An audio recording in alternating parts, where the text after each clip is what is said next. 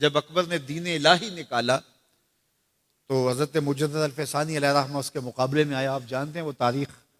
تو اس نے کہا تھا کہ السلام علیکم یہ مسلمانوں کا شعار ہے.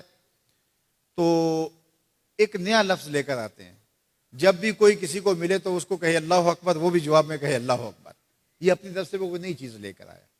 لیکن اسلام نے السلام علیکم کیوں رکھا ہے؟ تو اس کا ایک فلسفہ ہے, اور وہ کیا کہ جب کوئی مسلمان کسی دوسرے مسلمان کو ملے تو وہ کہے السلام علیکم. اس کا مطلب ہے تیرے اوپر سلامتی ہو. تو گویا وہ ضمانت دے رہا ہے کہ میرے بھائی, تیری جان, تیرا مال, تیری آبرو, تیری عزت میری طرف سے محفوظ ہے. میں تجھے ضمانت دیتا ہوں سلامتی کی. اور وہ آگے سے کیا کہتا ہے؟ وعلیکم السلام. اچھا تو اگر مجھے ضمانت دیتا ہے تو تو میری طرف سے بے فکر ہو جا. تیری آبرو میری آبرو ہے, تیری عزت میری عزت ہے, تیرا مال میرا مال ہے, اس لیے میری طرف سے تجھے کوئی فکر نہیں ہوگی. اب ایک دوسرے سے انہیں خطرہ نہیں ہونا چاہیے, ایک دوسرے کو ضمانت دے چکے ہیں, عہد کر چکے ہیں.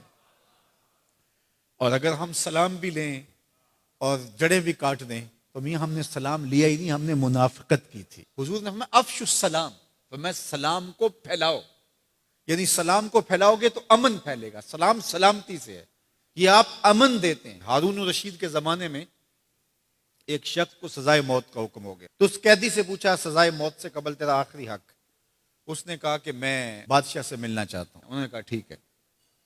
بادشاہ کو کہا کہ سزائے موت کا قیدی ہے, تو وہ کہتا ہے میں بادشاہ سے ملنا چاہتا ہوں. بادشاہ نے کہا لے آؤ. تو دربار لگا تھا, تو وہ قیدی زنجیروں میں جکڑا ہوا لایا گیا. اس نے کہا السلام علیکم. بادشاہ نے کہا وعلیکم السلام. آخری خواہش پوری ہو گئی. جلاد لے جانے لگے, قتل کرنے لگے. کہا تو مجھے قتل نہیں کر سکتے. کہا کیوں؟ کہا بادشاہ نے میری ضمانت دے دی ہے, مجھے آزاد کر دیا. بادشاہ نے کہا میں کب کی ہے؟ کہا تم نے کہا نہیں وعلیکم السلام, تمہیں سلامتی ہو. تو جس کو تم سلامتی کہہ چکے ہو تو کیا اس کے اوپر سزا ہو سکتی ہے؟ تو بادشاہ مسکرانے لگا, کہا جاؤ میں نے اس کو آزاد کیا. وعلیکم السلام کہہ دیا تو پھر سلامتی ہوگی نا. اسی لیے ہم کہتے ہیں حضور پہ سلام پڑھا کرو. حضور پر جب سلام پڑھو گے تو حضور بھی سلام کا جواب دیں گے. وہ کسی شاعر نے کہا تھا, وہ شعر پتہ نہیں وزن میں ہے کہ نہیں, لیکن شعر مجھے بڑا اچھا لگتا ہے کہ درود پڑھنے سے ثواب ملتا ہے, سلام پڑھنے سے جواب ملتا ہے. درود پڑھنے سے ثواب ملتا ہے, سلام پڑھنے سے جواب ملتا ہے. تو ہمارے جو لفظ ہیں ان لفظوں کے پیچھے ایک فلسفہ ہوتا ہے. تو فرمایا المسلم من سلم المسلمون من لسانہ و یدہ. اور یہ ہم نے اپنے اولاد کو بچپن سے سکھانا ہے.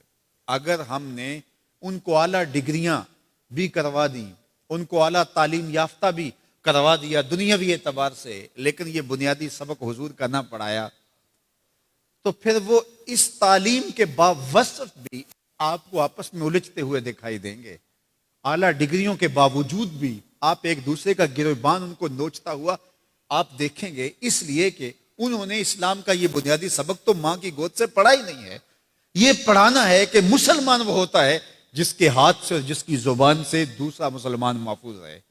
مجھے بتاؤ, جس کو یہ سبق اس کی ماں نے پڑھایا ہو, جس کو سبق اس کے باپ نے پڑھایا ہو, تو وہ کسی مومن کی ماں کو گالی دے سکتا ہے, کسی کے باپ کو گالی دے سکتا ہے, کسی کا گریبان پکڑ سکتا ہے, کسی کو تھپڑ مار سکتا ہے, کسی پہ زیادتی کر سکتا ہے؟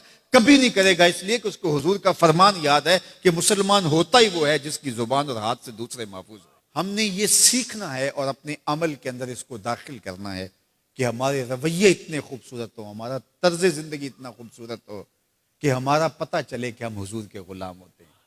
ہمیں خوبصورت رویوں کا درس دیا گیا ہے, ہمیں خوبصورت رویوں کو اختیار کرنے کی تعلیم دی گئی ہے. تو ہم اپنے آپ کو دیکھیں اور ہم اپنے دل کو صاف کریں, اپنی زبان کو صاف کریں, اپنی آنکھوں کو پاکیزہ بنائیں, اپنی سوچوں کو عفت دیں, اور دیکھیں کہ ہم کھڑے کہاں ہیں. جس کے 2 دن برابر ہیں, آج کا اور کل کا, تو وہ خرابی پہ ہے. سرخرو وہ ہے کہ جس کے دونوں دنوں کے اندر واضح فرق ہو, ہر لمحہ اس کا بہتری کی طرف چلا جا رہا ہو, تو وہ ترقی کی طرف ہے, ورنہ وہ تنزل کا شکار ہو رہا ہے. تو ہمیں یہ سبق دیا گیا کہ قد افلح من تزکا, کامیاب وہی ہوا جس نے اپنے من کو ستھرا کیا, اپنے باطن کی صفائی کی, اپنے اندر کو پاک کر